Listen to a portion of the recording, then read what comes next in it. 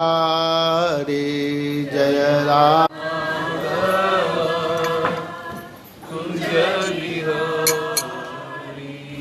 जय गोपीजन बल्लभा गिरिवर धारी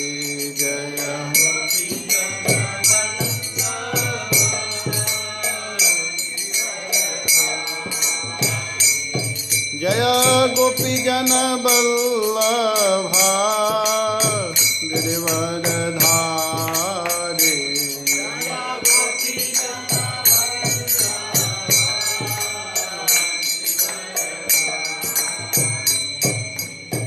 यशोदानंदन ब्रज जन रंजन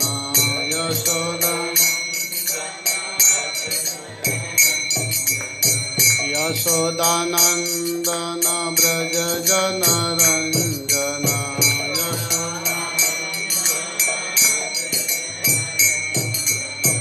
यमुना तीरा बनचारी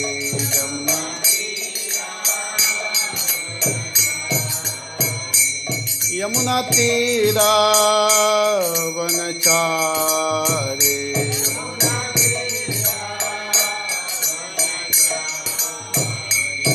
जय राधा माधव कुंज बिहारी जय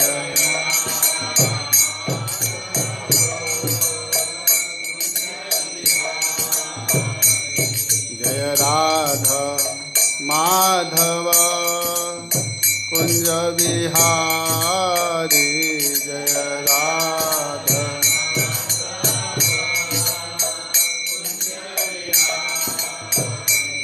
जय राधा माधव राधा माधव राधे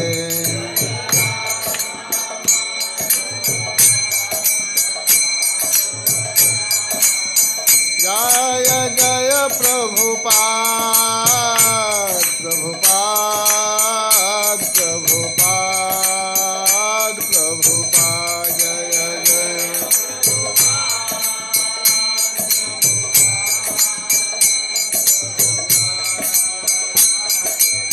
जय जय गुरुदेव गुरुदेव गुरुदेव गुरुदेव जय जय गुरुदेव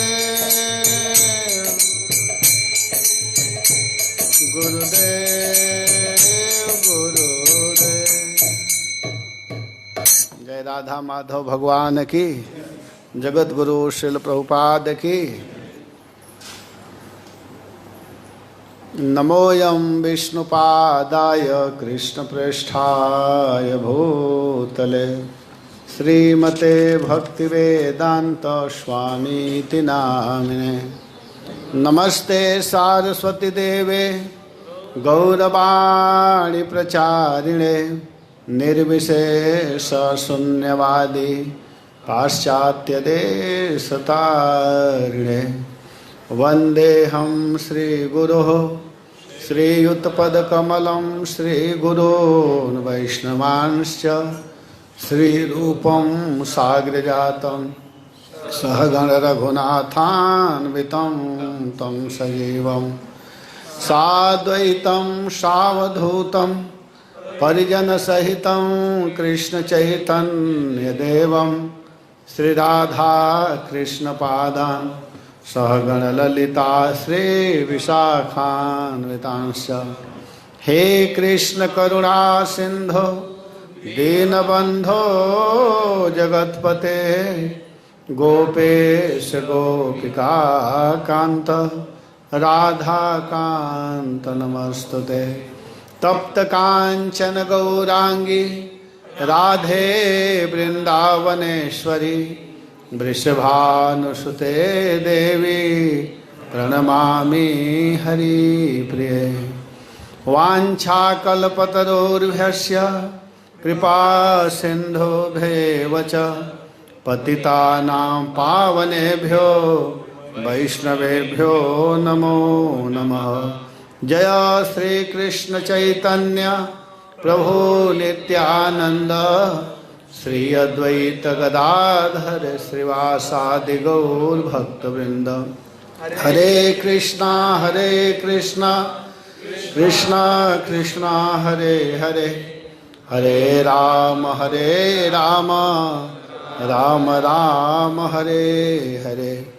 ओम नमो भगवते वासुदेवाय। ओम नमो भगवते वासुदेवाय। ओम नमो भगवते वासुदेवाय।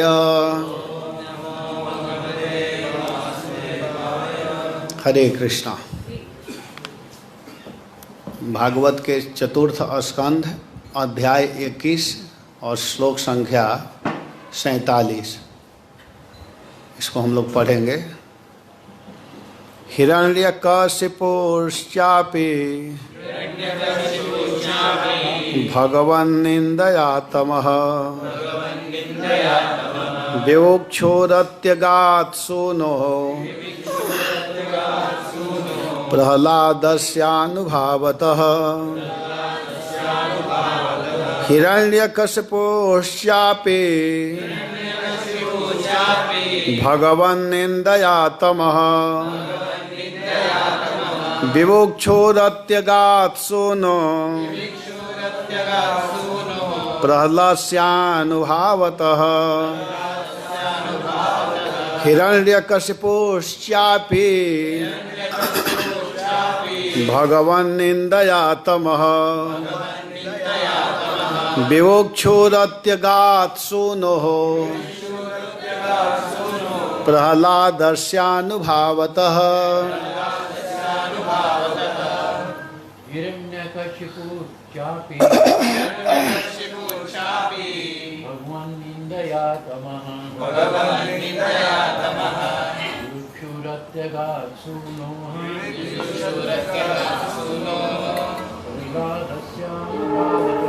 प्रह्लादस्यानुभावतः। हिरण्यकशिपुश्चापि भगवन्निन्दया तमः विवक्षोरत्यगात् सूनोः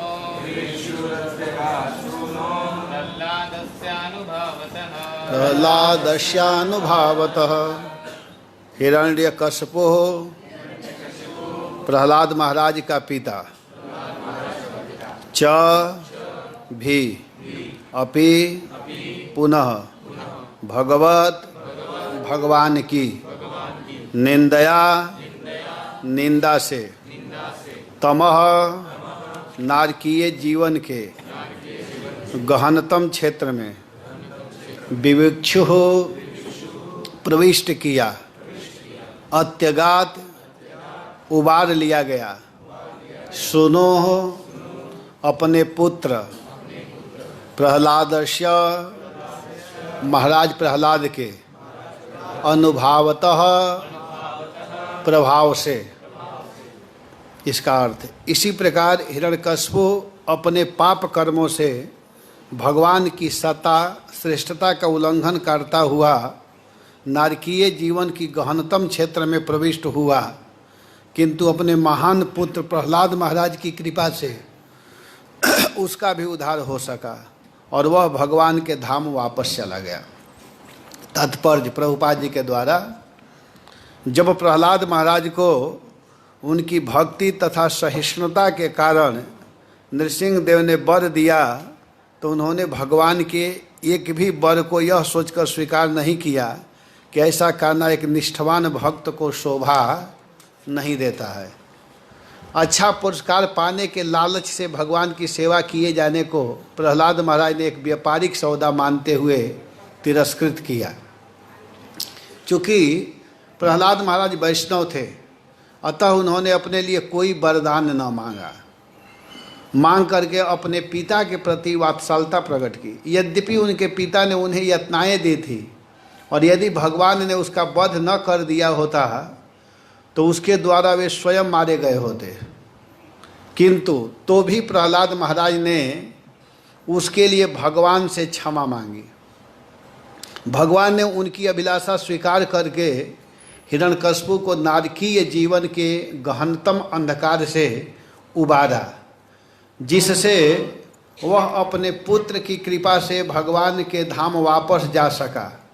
प्रहलाद महाराज ऐसे वैष्णव के सर्वोत्तम उदाहरण हैं जो इस संसार में नारकीय जीवन बिताने वाले पापी पुरुषों के प्रति अत्यंत दयालु होते हैं। इसलिए कृष्ण पर दुख दुखी कृपाम्बुधि नाम से जाने जाते हैं। भगवान के सभी शुद्ध भक्त प्रहलाद महाराज के ही समान इस संसार में पापी लोगों के उबारने के लिए दया से परिपूर्ण होकर आते हैं। वे सभी प्रकार के कष्टों को सहिष्णु बनकर सहते हैं, क्योंकि वैष्णव का यह एक अन्य गुण है जो संसार की नारकीय दशाओं से पापी पुरुषों के उद्धार के लिए प्रयत्नशील रहता है। अतः वैष्णवों को निम्न विधि से स्तुति की जाती है। वांछा कल्पतरुभ्यस्य कृपा सिंधु भैव च पतिता नाम पावनेभ्यो वैष्णवेभ्यो नमो नमः। वैष्णव का मुख्य कार्य पतित आत्माओं का उद्धार करना होता है, यही वैष्णव का काम होता है। तो इस प्रकार प्रभुपाद ने तात्पर्य में बहुत सुंदर बात लिखा है। तो आप लोग कथा सुन रहे हैं, विगत कई एक दिनों से इस प्रसंग को सुनते हुए आ रहे हैं। ये पृथु महाराज का चरित्र चल रहा है। तो पृथु महाराज के विषय में बताया जा रहा है कि पृथु महाराज एक ऐसे पुत्र हुए कि जिन्होंने अपने पिता का उद्धार कर दिया। पृथु महाराज के पिताजी हैं बेन महाराज, जो बहुत उत्पात कर रहे थे, अपने को ही भगवान मान रहे थे, लेकिन उनका भी उद्धार पृथु महाराज ने किया। ऋषि लोग श्राप दे दिए कि जाओ तुम समाप्त हो जाओ, तुम्हारा शरीर नष्ट हो जाए, तुम मृत्यु को प्राप्त हो जाओ। तो जब उनका प्राण निकल गया तो उनके शरीर को सुरक्षित रखा गया और उनके शरीर से मथने के बाद में पृथु महाराज निकले और ऐसे नारकीय जीवन को प्राप्त होने वाले बेन को पृथु महाराज ने भगवत धाम दे दिया, भगवान के धाम दे दिया। पुत्र का कर्तव्य होता है, आप लोग परसों कथा में सुन रहे थे कि पुत्र का कर्तव्य है कि अपने पिता को उद्धार कर दे। पुत्र का मतलब ही होता है, पुत्र मतलब नरक होता है, और त्र माने नरक से जो छुटकारा करा दे, जो नरक से मुक्ति करा दे, उसको पुत्र कहते हैं, उसी को पुत्र कहा जाता है। वास्तविक पुत्र वही होता है जो अपने पिता को, अपने माँ को भगवत धाम दे दे। अब समझना है कि कैसे भगवत धाम मिलेगा, उसके लिए भजन करना पड़ेगा। बिना भजन के धाम मिलने वाला नहीं है। अगर कोई पुत्र भगवान का भजन करता है तो उसका तो कल्याण होता ही है, उसके साथ साथ उसके माता पिता, उसके कुल खानदान का भी उद्धार हो जाता है। यहाँ तक प्रहलाद महाराज के प्रसंग में बताया गया है कि अगर कोई निष्ठावान भक्त भक्ति करता है तो उसके 21 पीढ़ी का कल्याण होता है, 21 पीढ़ी। और एक आचार्य ने लिखा है कि 21 पीढ़ी का ही नहीं, अगर कोई गृहस्थ भक्त है, ब्रह्मचारी हैं, वो क्या करते हैं कि अपने माता के कुल और अपने पिता के कुल का उद्धार कर देते हैं। लेकिन अगर कोई गृहस्थ भक्त है और भजन करता है ईमानदारी से, तो वो 3 पीढ़ियों का उद्धार करता है। 21 पीढ़ी, 3 पीढ़ी का। किसका किसका? पिता के कुल का, माता के कुल का और पत्नी के कुल का।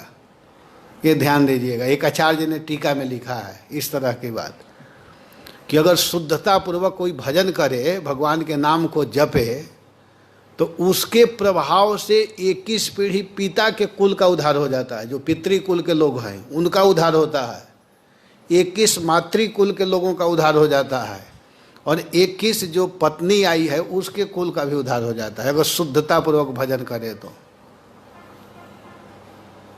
अगर जो भजन नहीं करता है तो जो बेचारे कुछ अच्छा कर्म किए हैं उनको भी वो नीचे गिरा देता है, डाउन कर देता है। इसलिए पुत्र का कर्तव्य है सही ढंग से भगवान के आश्रय में रहना, और वास्तव में वही पुत्र है। आप लोग उस दिन सुन रहे थे, सुमित्रा माता ने स्पष्ट रूप से बताई है कि पुत्रवती जुवती जग सोई, रघुपति भगति जास सुत होई। वही पुत्र है जो भगवान का भजन करता है। नहीं तो उससे तो अच्छा है, उससे अच्छा क्या है कि बिना पुत्र के रहा जाए। ना तरु बांझ भली बादि बियानी, राम विमुख सुत ते हित जानी। उससे तो अच्छा है कि बिना पुत्र के रहा जाए। बांझ मतलब आप लोग समझ रहे हैं ना, बांझ का मतलब होता है जिसका संतान नहीं है, उसको बांझ कहते हैं। तो उस माता से वो माता अच्छी है। कौन माता अच्छी है?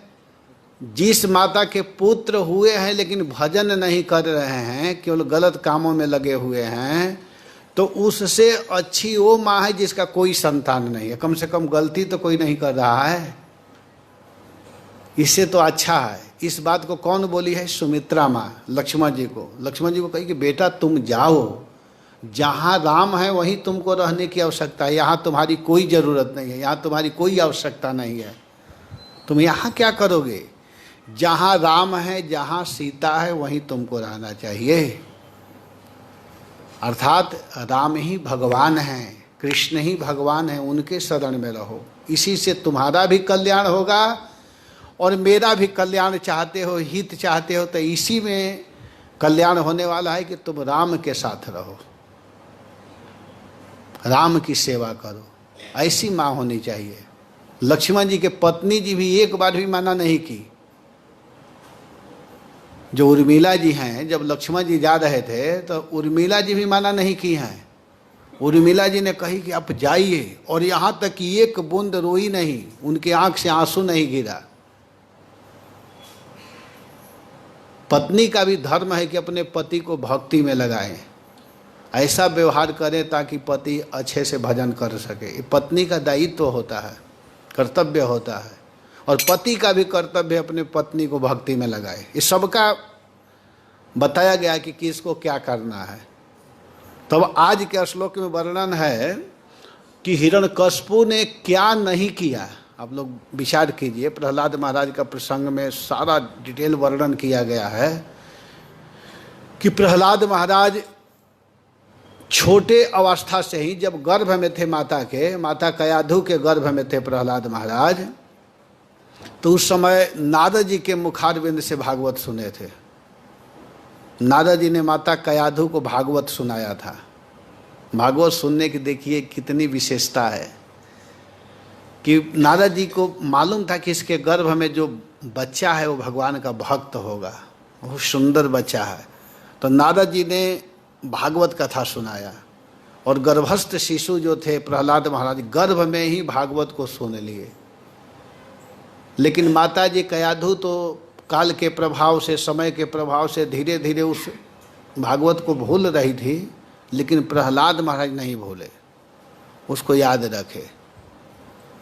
और जब लौट करके हिरण्यकश्यप आया, तपस्या करने के लिए गया था, मंदराचल के पास में जाकर के तप कर रहा था, और जब ब्रह्मा जी खुश हुए, उसको वरदान दे दिए, और जब वहाँ से लौट करके आया, तब कयाधु को नारद जी बिल्कुल सुरक्षित हिरण्यकश्यप के यहाँ छोड़ दिए।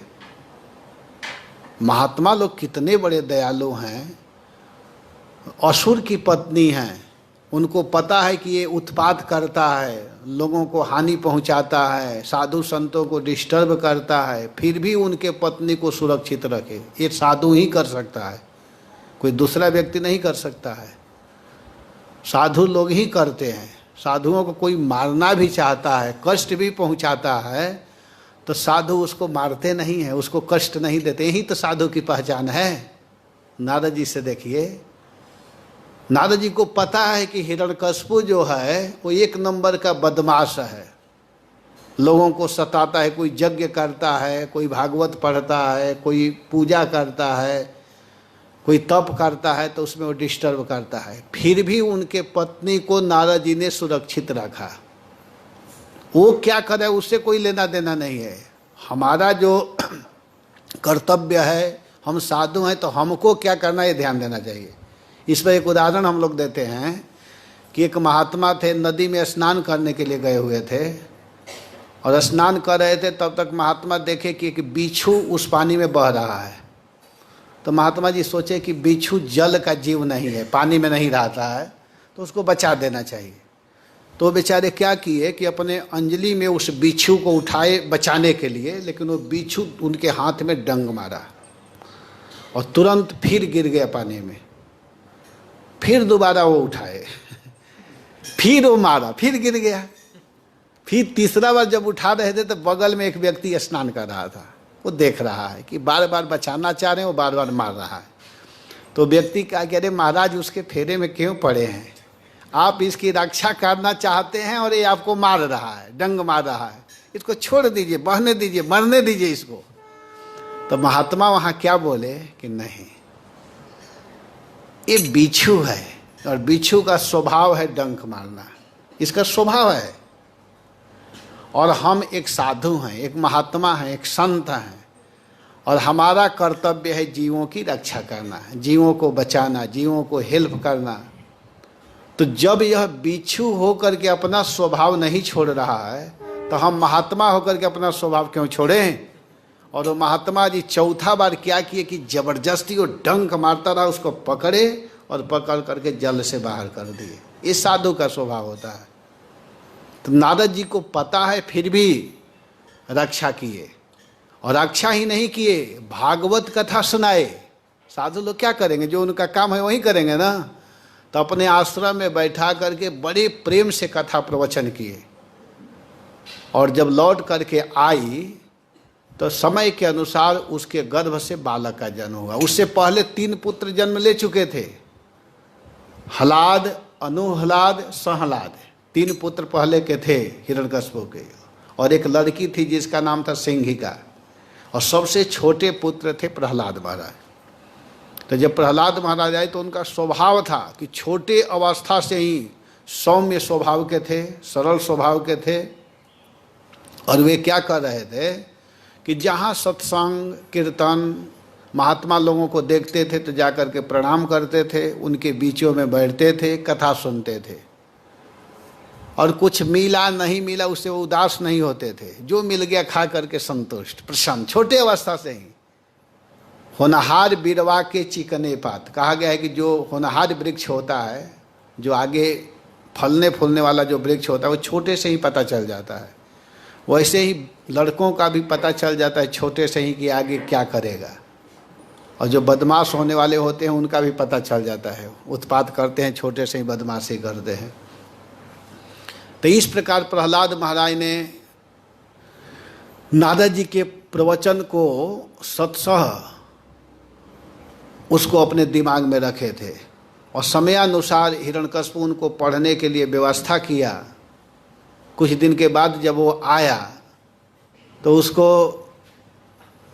देख करके प्रहलाद महाराज, पिताजी हैं, स्वाभाविक मुस्कुरा रहे हैं। हिरण्यकश्यप अपने गोद में बैठा करके पूछता है कि बेटा तुम बताओ, अब तक तुम क्या पढ़े हो? तो प्रहलाद महाराज कहते हैं कि पिताजी, मैं तत्साधु मन्ये सुरवर्य देहिनाम, मैं उसी को साधु मानता हूँ कि जो सब कुछ छोड़ छाड़ करके वनम गतोयम हरिमाश्रयेत, वन में जाकर के हरि का आश्रय स्वीकार करता है, उसी को मैं साधु मानता हूँ। तो हिरण्यकश्यप हंसने लगा।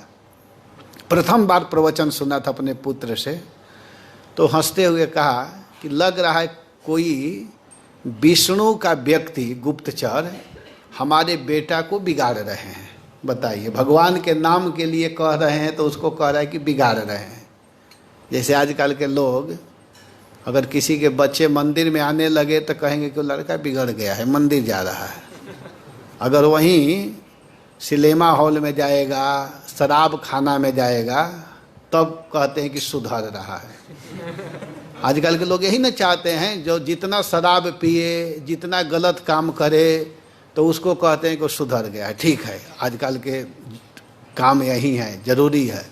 और अगर कोई तिलक दे, भगवान का नाम जपे, मंदिर में आकर के बैठे, अरे पता नहीं उसके दिमाग में क्या हो गया, कुछ नहीं करता है। जब देखो तब मंदिर में जाता है, साधुओं के बीच में बैठता है, लेकिन वास्तव में यही करने के लिए यह शरीर मिला हुआ है। अगर विचार किया जाए तो ये शरीर जो मनुष्य का शरीर है केवल यही काम करने के लिए मिला हुआ है, और जो भी काम है वो अन्य जोनियों में हम लोग कर चुके हैं, बहुत बार कर लिए हैं, और फिर उसी में लगे रहेंगे तो पुनरपि जननम पुनरपि मरणम जननी जठरे शयनम, बार बार जन्म बार बार मरना पड़ेगा। यह मानव शरीर एक जगह नहीं, हजारों जगह वर्णन है कि केवल केवल केवल भक्ति करने के लिए मिला हुआ है। अब भक्ति में जो सहायक है उसको कर लीजिए। जब संसार में आए तो कुछ काम करना चाहिए, ऐसा नहीं कि नहीं करना है, लेकिन मुख्य अपना केंद्र भगवान में लगाना चाहिए। भगवान के भक्ति में अपने मन को लगाए रखना है। ये ध्यान अपने को देना है कि हम वो सब काम कर रहे हैं तो उससे हमारी भक्ति में कहीं विघ्न तो नहीं आ रही है, ये ध्यान देना है। अगर विघ्न नहीं आ रही है तब ठीक है, उसको कीजिए, कोई बात नहीं, क्योंकि संसार में तो वो भी जरूरी है, लेकिन हमेशा ध्यान देना है कि हमारी भजन भक्ति न छूट पावे। इसके लिए जैसे भी वो व्यवस्था करके रखना है, बैलेंस में बना करके रखना है। तो हिरण्यकश्यप प्रथम बार तो मुस्कुराया, इसके बाद कुछ दिन के बाद मास्टरों को कहा कि आप लोग ध्यान देना, और दोबारा फिर चला गया। और जब दोबारा गया तो फिर कुछ दिन के बाद आया और आकर के गोद में बैठा करके बड़े स्नेह से कहता है कि हे बेटा, तुम ये बताओ कि अपने गुरु से क्या सीखे हो, ये बताओ। गुरु से क्या शिक्षा ग्रहण किए हो। तो प्रहलाद महाराज सोचने लगे कि पिताजी पूछ रहे हैं कि गुरु से क्या सीखे हो, तो मैं गुरु षंड अमर्क को नहीं मानता हूँ, ये हमारे गुरु नहीं है, ये तो हमारे गुरु हैं नहीं। गुरु उसी को कहा जाता है जो भगवान के विषय में बताए।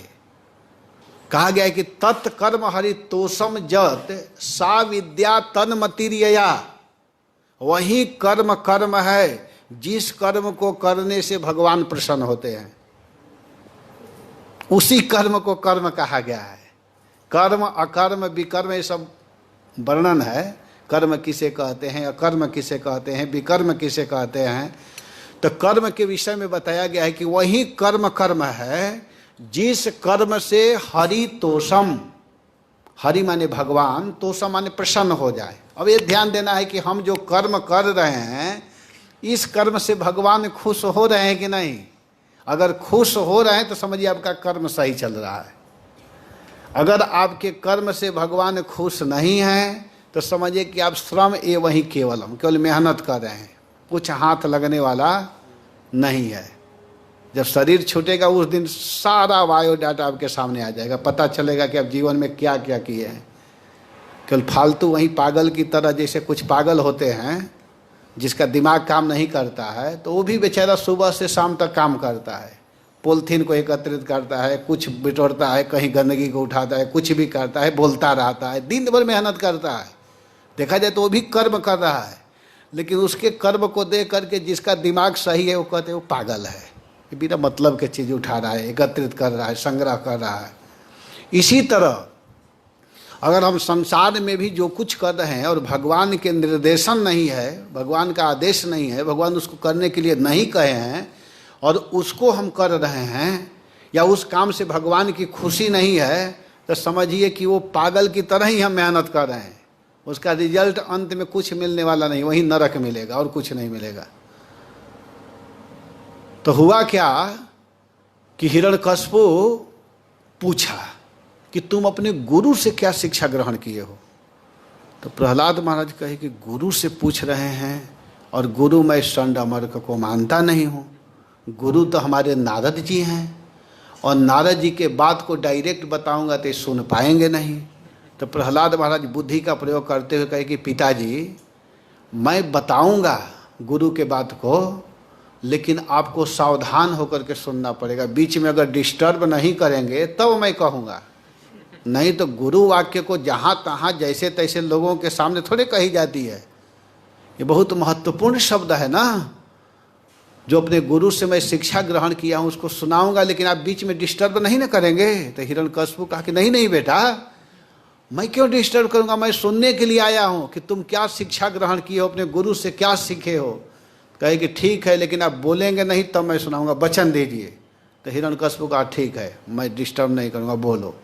तब प्रहलाद महाराज बोले कि श्रवणम कीर्तनम विष्णु स्मरणम पाद सेवनम अर्चनम वंदनम दास्यम सख्यम आत्मनिवेदनम। करें कि हे पिताश्री, 9 प्रकार के भक्ति के विषय में बताया गया है। 9 प्रकार की भक्ति है। श्रवण कीर्तन स्मरण पाद सेवन अर्चन बंधन दासता सख्य और आत्मनिवेदन, इसको नवधा भक्ति कही गई है। इन 9 में से अगर कोई एक भी करता है तो भगवान का प्रिय हो जाता है। तो इसको सुन करके हिरण्यकशिपु को बड़ा गुस्सा आया, क्रोध में हो गया। अपने बेटा को तो नहीं डांटा, अभी स्नेह है पुत्र के प्रति, लेकिन मास्टरों को बुलाया, दोनों शिक्षकों को, जो शुक्राचार्य के पुत्र हैं जिनका नाम है षंड और अमर, दोनों को बुलाया और कहा कि तुम लोगों को मैं जो पगार देता हूँ ऐसे ही देता हूँ, महीना पूरा होता नहीं और पहले ही पैसा मांगने लगते हो, और ये सब क्या शिक्षा दिए हो? हमारा लड़का पूरा पूरा बिगड़ चुका है। तो कहे कि सरकार, इसमें हम लोगों का कोई दोष नहीं है, हम लोग एक दिन भी शिक्षा नहीं दिए हैं, इस तरह की बात नहीं बताए हैं, नहीं कहे हैं, पता नहीं ये कहाँ से सीख लिया है। एक बार हम लोगों को मौका दीजिए, अगर इस बार गलती होगा ना तो हम लोग आपके नौकरी को छोड़ देंगे। तो कहा कि ठीक है। अब हुआ क्या कि जब हिरण्यकशिपु चला गया तो दोनों बड़े प्रेम से प्रहलाद को बैठा करके कहे, बेटा प्रहलाद, थोड़ा हम लोगों के ऊपर भी तुम दृष्टि डालो, हम लोग ब्राह्मण हैं, हम लोग का भी परिवार है, हम लोगों का खर्च तुम्हारे पिताजी ही चलाते हैं, और अगर तुम इस तरह सुनाते रहोगे तो तुम्हारे पिता नाराज होंगे, हम लोगों को नौकरी से हटा देंगे। अच्छा ये बताओ कि तुम ये कहाँ से शिक्षा ग्रहण किए हो? तो ये तो हम लोग पढ़ाए नहीं हैं। लेकिन प्रहलाद महाराज बिल्कुल सावधान हैं, उन लोगों को भी नहीं बता रहे हैं। उनको पता है कि जो अधिकारी होते हैं उन्हीं को बताना चाहिए, तो नहीं बताए। कहे कि आप चिंता मत कीजिए, आप जो पढ़ाएंगे उसको हम सुना दिया करेंगे। अब हिरण्यकशिपु के भय से षंड अमर के जो भयभीत हुए थे, उनके बात को सुन करके प्रहलाद महाराज ने, वो लोग जो पढ़ाते थे सुना देते। तो उनकी बुद्धि तीव्र थी। भगवान के भक्ति करने वाले बड़े तेज होते हैं, क्योंकि भक्ति से बुद्धि शुद्ध हो जाती है, जो भी पढ़ेंगे वो याद हो जाता है। तो प्रहलाद महाराज सुनाते थे। अब षंड अमर प्रसन्न हो गए, और प्रसन्न होकर के इतने खुश हो गए कि जो कुछ पढ़ाते थे सबसे पहले सुना देते थे, भूलते नहीं थे। तो एक दिन दोनों को कहीं जाना था, तो कहे कि बेटा हम जा रहे हैं, थोड़ा इन बच्चों को तुम देखना और हम लोग मीटिंग करके आते हैं। तो कहे कि ठीक है आप जाइए। और जब ही गए उनको अच्छा मौका मिला, और जितने बच्चे थे उन लोग से कहते हैं प्रहलाद महाराज कि तुम लोग फालतू पढ़ने में क्यों लगे हो? ये शरीर बार बार नहीं मिलता है। कौमार आचरित प्राज्ञो धर्मान भागवता निह दुर्लभम मानुष जन्म तदप्य ध्रुव अर्थदम। यह जो शरीर है बड़े भाग्य से मिलता है, और छोटे अवस्था से ही भजन प्रारंभ कर देना चाहिए व्यक्ति को। उसी को प्राज्ञ कहा गया है, उसी को बुद्धिमान कहा गया है। छोटे अवस्था से जो भजन करते हैं वो समझिए कि बुद्धिमान है, उसी को प्राज्ञ कहा गया है। ये जीवन का कोई ठिकाना नहीं है, आज है कल रहेगा नहीं रहेगा, क्या भरोसा है इस जिंदगी का। एक भजन गाते हैं, साथ देती नहीं ये किसी का, ये जीवन किसी का साथ नहीं देती है, इसलिए कोई भरोसा नहीं है। तो प्रहलाद महाराज के कहने पर सब बच्चे पूछे कि आखिर तुम कहाँ से शिक्षा ग्रहण किए हो? हम लोगों के साथ स्कूल में आते हो, हॉस्टल में रहते हो, साथ में खाते हो, साथ में सोते हो, साथ में पढ़ते हो, साथ में जगते हो, ये कहाँ से शिक्षा ग्रहण कर लिया? तो प्रहलाद महाराज हंसते हुए बताए, बच्चों को बता दिए कि जानते हैं मैं षंड अमर्क को अपना गुरु नहीं मानता हूँ, ये हमारे गुरु नहीं हैं, हमारे गुरु तो नारद जी हैं जिन्होंने मुझको भागवत सुनाया था। कहे कब भागवत सुना था तुम? कहे कि जब मैं माँ के पेट में था, गर्भ में, उस समय हमारे माँ को उन्होंने भागवत सुनाया था और उसी समय मैं सुन लिया था। तो अब कहे अच्छा ये बात है। और प्रहलाद के बात पर विश्वास करके सब बच्चे कीर्तन चालू कर दिए, हरे कृष्णा हरे राम राम राम हरे हरे। सभी लोग भगवान के नाम का जप करने लगे, कीर्तन करने लगे। उसी समय दोनों शिक्षक आ गए, और जब दोनों आए तो प्रहलाद महाराज और सब बच्चों को कीर्तन करते हुए देख करके वो दोनों बच्चों को कुछ भी नहीं बोले, सीधे दौड़ते हुए हिरण्यकश्यप के पास गए और कहे महाराज हम लोग आपका नौकरी नहीं करेंगे, आप हम लोगों को क्या भगाएंगे, हम खुद नहीं रहना चाहते हैं। तो हिरण्यकश्यप कहा क्या हो गया? तो कहते हैं कि पहले तो एक ही प्रहलाद था ना, अब जाकर देखिए कितने प्रहलाद तैयार हो चुके हैं, जाइए। और हिरण्यकश्यप जब आया तो देखा कि सब लोग भगवान के नाम का कीर्तन कर रहे हैं। हिरण्यकश्यप को इतना गुस्सा आया और क्रोध में आकर के कहता है कि शांत, तुरंत बंद करो। और आदेश दिया कि प्रहलाद को ले जा करके पहाड़ से नीचे ढकेल दो, खत्म हो जाए, समुद्र में फेंक दो, आग में जला दो। और सब कुछ किया गया, ये नहीं कि केवल ऐसे कहा, किया गया। लेकिन प्रहलाद को कुछ भी हानि नहीं पहुंचा। क्यों? कि उनके रक्षक भगवान हैं। जाके राखे साइया मार सके ना कोई। जिसको भगवान बचाना चाहेंगे, साईं मतलब यहाँ भगवान अर्थ में लीजिएगा, भगवान के लिए कहा जा रहा है कि जिसको बचाना चाहेंगे भगवान कोई मार नहीं सकता है, और जिसको भगवान मारना चाहेंगे तो कोई बचा नहीं सकता है। भगवान जिसको बचाना चाहते हैं तो पहाड़ के ऊपर से गिर जाए या ट्रेन लड़ जाए या प्लेन क्रॉस हो जाए, उससे कुछ अंतर नहीं पड़ता है, वो बच ही जाता है। और जिसको मारना चाहते हैं तो माँ के गोद में बच्चे शरीर छोड़ देते हैं, बड़े बड़े हॉस्पिटल डॉक्टरों के बीच में लोग शरीर को छोड़ देते हैं, क्योंकि भगवान उसको मारना चाहते हैं, इसलिए वो बचा नहीं पाते हैं। वो व्यक्ति तभी तक बच पाता है जब तक भगवान चाहते हैं। उसी समय जब भगवान चाहते हैं तभी दावा भी काम करता है व्यक्ति के शरीर में। और जिस दिन भगवान चाहेंगे कि इसको मारना है तो कितना हूँ डॉक्टर दवा दे, इलाज करे, इंजेक्शन दे, कुछ होने वाला नहीं है। तो प्रहलाद को कुछ भी नहीं बिगाड़ पाए, कुछ नहीं कर पाए। अंत में हिरण्यकश्यप स्वयं भगवान को मारने के लिए, प्रहलाद को मारने के लिए चला हिरण्यकश्यप। और जब ही मारने के लिए चला कहा कि आज देखता हूँ तुमको कौन बचाता है। तो भगवान के परम भक्त प्रहलाद महाराज कहे कि जो तुमको बचाते हैं, जो तुमको बुलवाते हैं, वहीं प्रभु हमको भी रक्षा करेंगे। और उसको क्रोध आया, सामने कहा कि देखता हूँ आज तुमको कौन बचाएगा, कहाँ है? तो भगवान के भक्त प्रहलाद ने कहा कि हमारे प्रभु सब जगह हैं, हम में तुम में खड़क खम्भ में, सब में व्यापक कृष्ण है, सब जगह कृष्ण है। और जब ही वो मारने के लिए चला खम्भ को, उसी समय भगवान नरसिंह देव प्रकट हो गए। और भगवान नरसिंह देव प्रकट होकर के हिरण्यकश्यप का वध किए। और वध जब कर दिए तो बहुत गलती किया था, प्रहलाद को मारने के लिए चला था, बहुत उटपटांग व्यवहार किया था, साधुओं से द्वेष करता था, यज्ञ आदि को विघ्न डालता था। तब अब उसकी मृत्यु हो चुकी है, भगवान सामने हैं। प्रहलाद महाराज भगवान के चरणों में बहुत सुंदर स्तुति किए हैं। और स्तुति जब किए तो भगवान नरसिंह देव प्रहलाद महाराज से कहते हैं कि तुम मांगो, तुमको क्या चाहिए, आप क्या चाह रहे हैं, मांगिए, आपको क्या चाहिए मांगिए। तो प्रहलाद महाराज कहते हैं कि प्रभु हमको कुछ भी नहीं चाहिए। यहाँ प्रभुपाद यही तात्पर्य में लिखे हैं, प्रहलाद महाराज बिल्कुल कुछ नहीं मांग रहे हैं। प्रहलाद महाराज कहते हैं कि नहीं, हमको कुछ भी नहीं चाहिए। तो कहे नहीं बेटा, ऐसे थोड़े होता है, तुम मुझसे मांगो, मैं तुमसे बहुत प्रसन्न हूँ, बहुत खुश हूँ, आप हमसे मांगिए, आप जो मांगोगे उसको मैं दूंगा।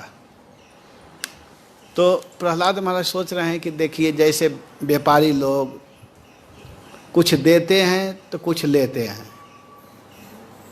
तो मैं भी अगर थोड़ा भजन किया हूँ और भगवान से मांग लूँगा तो वहीं व्यापारी वाला काम कर लिया, तो ये तो शुद्ध भक्ति नहीं मानी जाएगी ना। शुद्ध भक्ति का मतलब ये नहीं होता है कि हम कुछ किए तो कुछ ले लें, उसको शुद्ध नहीं कहते हैं।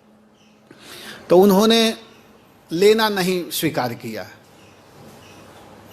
बार बार भगवान कह रहे हैं कि मांगो मांगो मांगो। तो प्रहलाद महाराज कहते हैं कि प्रभु अगर वास्तव में आप मुझको देना चाहते हैं तो आप हमको ऐसा वरदान दीजिए कि मेरे मन में किसी भी वस्तु की कोई इच्छा न हो। ये कोई मांगना हुआ? भगवान हंसने लगे, कहे कि बेटा ये कोई मांगना थोड़े हुआ, मैं तुम पर बहुत खुश हूँ, तुम मांगो मुझसे। तब प्रहलाद महाराज कहते हैं अच्छा प्रभु, हाँ हाँ अब याद आ गया, अगर देना चाहते हैं तो ये मेरे जो पिता है ना बहुत गलती किया है जीवन में, बहुत गलती किया है, आपको भी गाली दिया है, आपके साथ भी युद्ध किया है, आपके सुंदर सुंदर भक्तों को अपमान किया है, तो इसको नरक ना मिले। देखिए जिस व्यक्ति ने प्रहलाद महाराज को कष्ट पहुंचाया, दुख दिया, सताया, उस व्यक्ति के कल्याण के लिए प्रहलाद महाराज सोच रहे हैं, हित चाह रहे हैं। इसी को तो साधु कहते हैं, इसी को महात्मा कहते हैं कि जिसको मारने के लिए वो चला है और उस व्यक्ति को प्रहलाद महाराज बचा रहे हैं, उसका उद्धार करना चाहते हैं। देखिए यही भक्तों में अंतर है, भक्त ही कर सकता है। देखिए अम्बरीश प्रसंग में देखिए कि अम्बरीश महाराज को मारने के लिए दुर्वासा जी ने कृत्या उत्पन्न कर दिया, अपने जटा से एक बाल को निकाले और निकाल करके मारने के लिए छोड़ दिए, कृत्या उत्पन्न किए। लेकिन भगवान स्पेशल अपने भक्त के लिए चक्र सुदर्शन नियुक्त किए थे।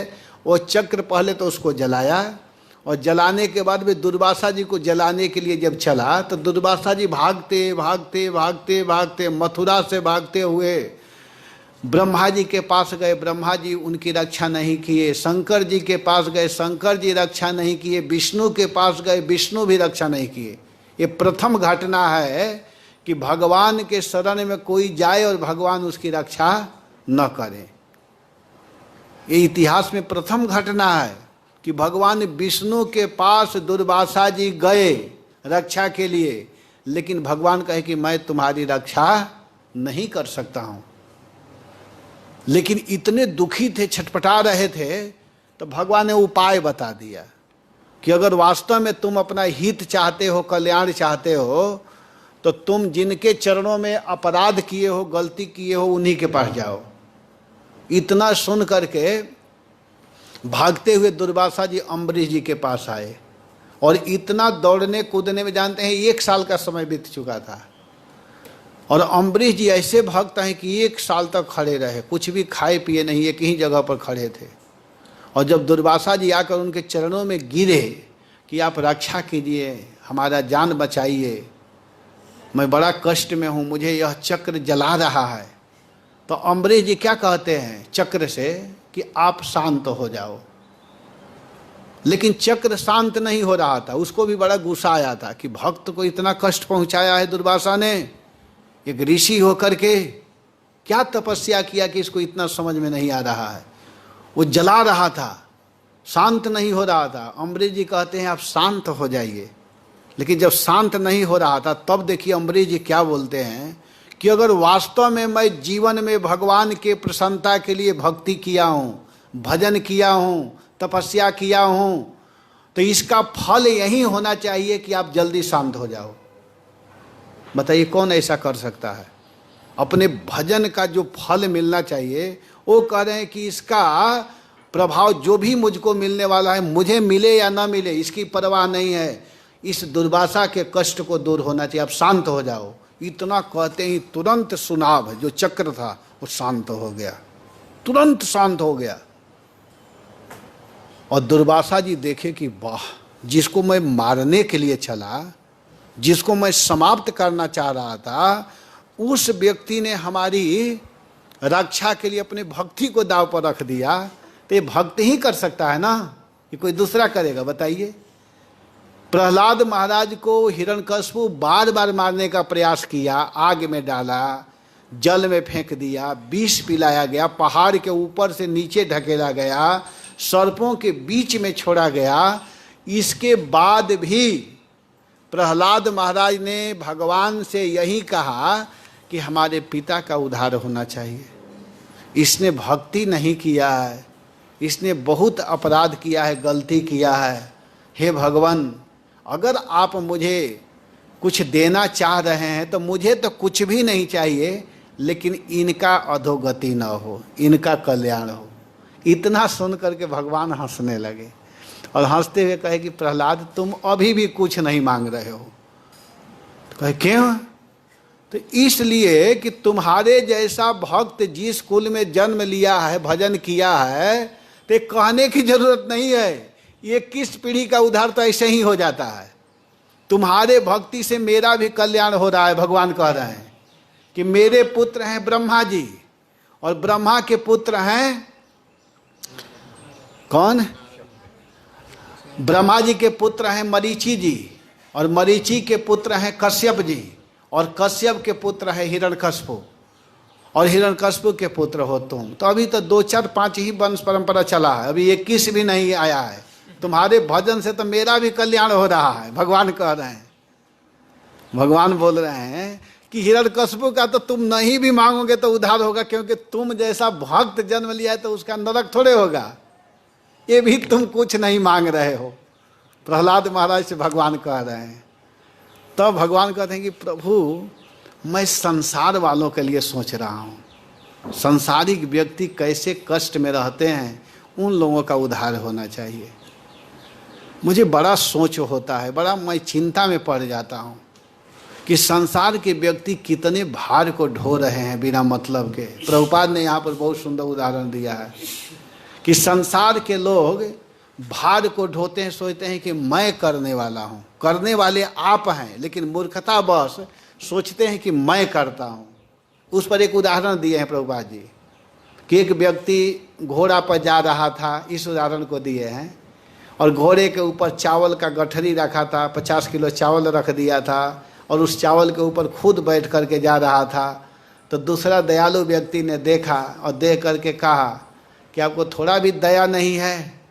घोड़ा के ऊपर चावल के ऊपर खुद बैठे हो, थोड़ा तो दया करो। तो ये सुन करके उसके मन में दया की भावना आई, और वो क्या किया कि चावल से नीचे उतरा, चावल को भी घोड़े से नीचे उतारा, उसको 2 भाग में किया। 25 किलो चावल घोड़ा के ऊपर रख दिया, फिर चावल के ऊपर खुद बैठा और 25 किलो अपने सिर के ऊपर ले लिया और लेकर के जा रहा है। सोच रहा है कि मैं 25 किलो वजन कम कर दिया हूँ घोड़ा का। लेकिन विचार कीजिए, सारा वजन किसके ऊपर है? लेकिन मूर्खता बस 25 किलो वजन अपने ऊपर भी लिया है। ये नहीं कि वजन वो नहीं लिया है, लेकिन वो मूर्खता पूर्वक वजन घोड़ा का कम नहीं किया। इसी तरह हे प्रभु, संसार के लोग वैसे ही मर रहे हैं। सभी लोगों को खिलाते पिलाते जोग क्षेम का वहन करते हैं आप, लेकिन वो मूर्खता बस समझता है कि इतने लोगों का पालन मैं कर रहा हूँ। तो इन लोगों के लिए भी मैं सोच रहा हूँ, इन लोगों के बुद्धि को सही कीजिए प्रभु, इन लोगों का भी बुद्धि शुद्ध हो और आपके महिमा को समझते हुए भजन करें। तो इस श्लोक का भाव यही है कि जो भक्त होते हैं, जो साधु होते हैं, वो दूसरे के कल्याण के लिए जीते हैं। इस पर बहुत सुंदर सुंदर उदाहरण है, लेकिन समय मना कर रहा है, इसलिए मैं अब इसको यहीं रोकूंगा कि भक्त जो होते हैं अपने लिए नहीं जीते हैं। बुंदय घात सह गिरि कैसे, खल के बचन संत सह जैसे। जो संत होते हैं वो खल के वचन को सह लेते हैं। कैसे सहते हैं? जैसे बूंद के आघात को, साधु से उदाहरण दिया गया है पर्वत को। पर्वत कैसे होते हैं? पर्वत बूंद के आघात को कैसे सहते हैं? जैसे खल व्यक्ति के वचन को साधु सह लेते हैं। खल कुछ भी बोले, उससे साधु के ऊपर कोई प्रभाव नहीं पड़ता है, वो अपने स्वरूप में ही रहते हैं और उस खल का भी उद्धार करना चाहते हैं, उसको कहते हैं साधु। तो प्रहलाद महाराज ने अपने पिता हिरण्यकश्यप का उद्धार कर दिया। तो इस तरह हम लोगों को भी यह शिक्षा ग्रहण करना चाहिए और दूसरे के हित के लिए हमेशा सोचना चाहिए। और जब दूसरे का हित के लिए सोचेंगे तो इस कार्य से गोकुलानंद जी प्रसन्न हो जाएंगे। हरे कृष्णा। जय श्रील प्रभुपाद। ठीक है।